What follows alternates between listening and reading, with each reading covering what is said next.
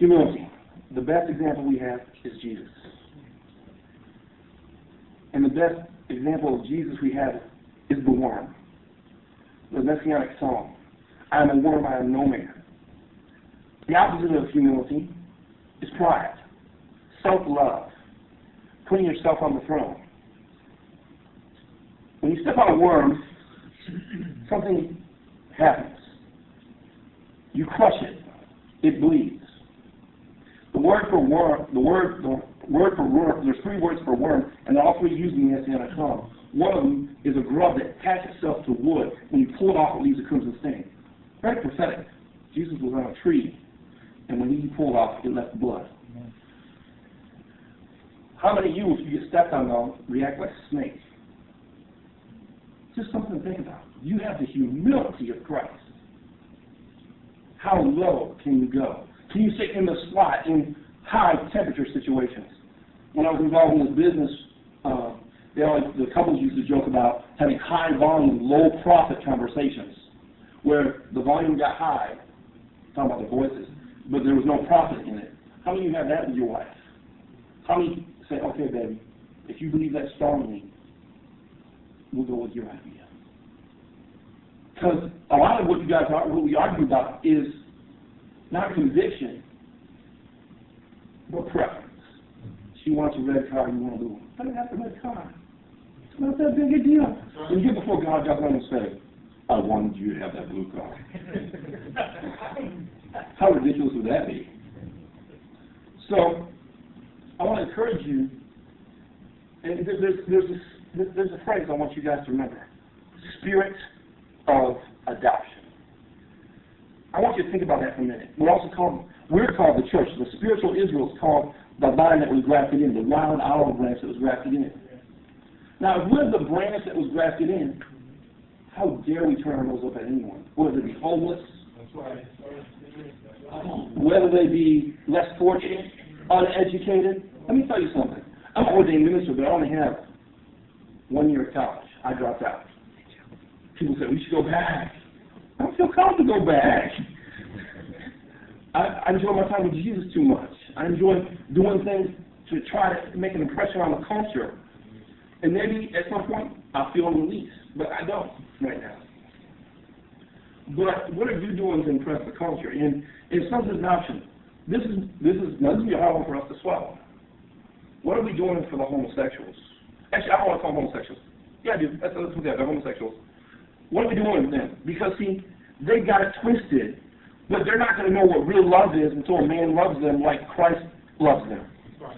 We separate too much, too often. We curse the darkness instead of bringing the light. Right.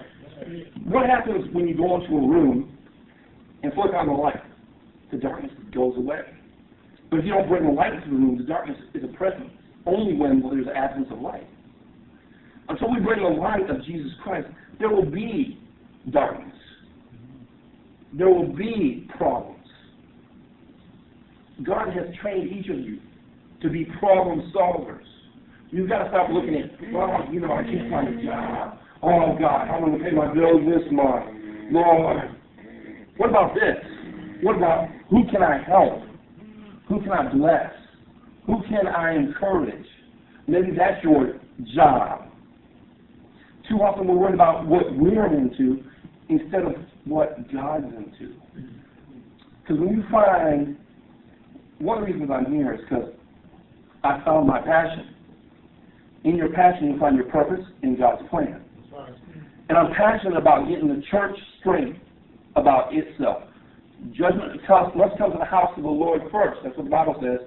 Because if you get the church straight, it can get the world straight. But until you can't get the world straight and then the church straight. And that's what we've been trying to do. We've been trying to say, you got to vote for this guy because he's supposed to be a better president because he's pro-life. Or you vote for this president because he has more social programs. No!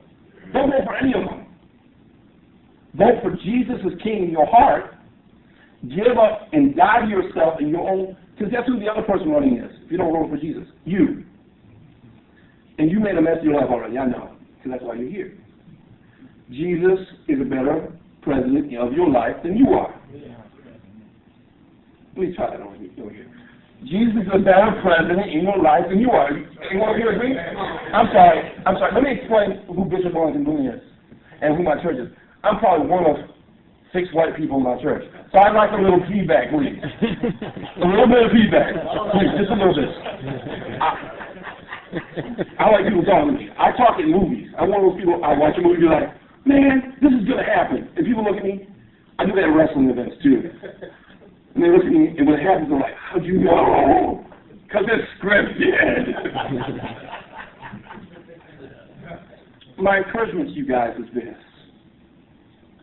Is if you walk in love and humility, and you serve one another, I can tell the people who put this together, that praise and worship band, I don't know who you are, but you guys are serious.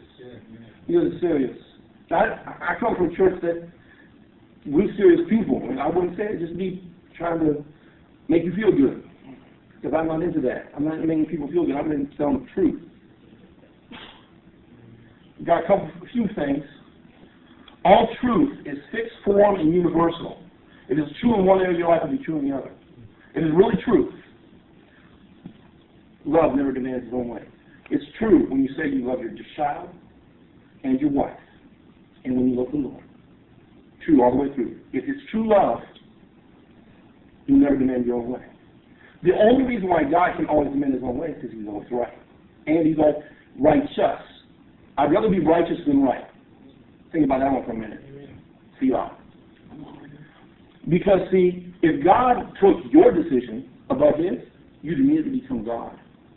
He's the only person allowed to be self-centered. There's a teaching that I heard. I'm not going to go into that. How do you know, the brother who's here before me, I'm sorry, I just walked in, I don't know your name, bro. Brian. Can I have Matthew 13, I believe it was? Can I get those Matthew scriptures back up? I want to go through this parable and dissect something that I just got revelation in here. I want to tell you why the word